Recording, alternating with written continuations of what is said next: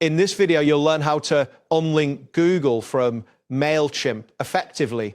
This process will ensure that your Google account no longer shares data with your MailChimp account, allowing for better control over your integrations.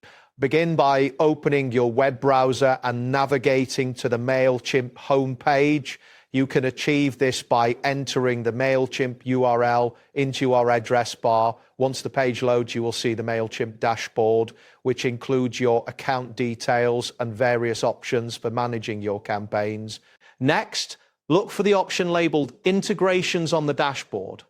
This section is typically found in the left sidebar. Click on Integrations to proceed to the Integrations Management screen. Here you will find a list of all connected services that can interact with your MailChimp account. After that, locate the button that says Manage within the Integration section.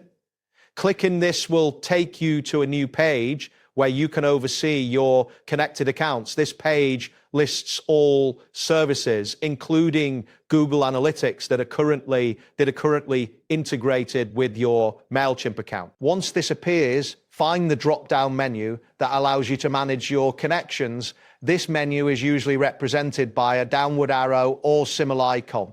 Click on this menu to reveal options related to your connected services. Following this, select the option labeled Disconnect from the drop-down menu.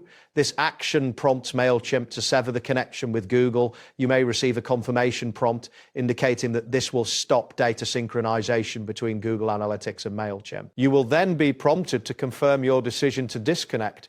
Click on Disconnect again to finalize this action. It's important to note that this will not delete any data from your Google Analytics account. It only stops the data from being shared with MailChimp. After completing these steps, the integration with Google should now be successfully removed from your MailChimp account. You can verify this by returning to the integration section and ensuring that Google Analytics no longer appears in your list of connected services. That wraps up today's guide. Thanks for watching, and catch you in the next tutorial.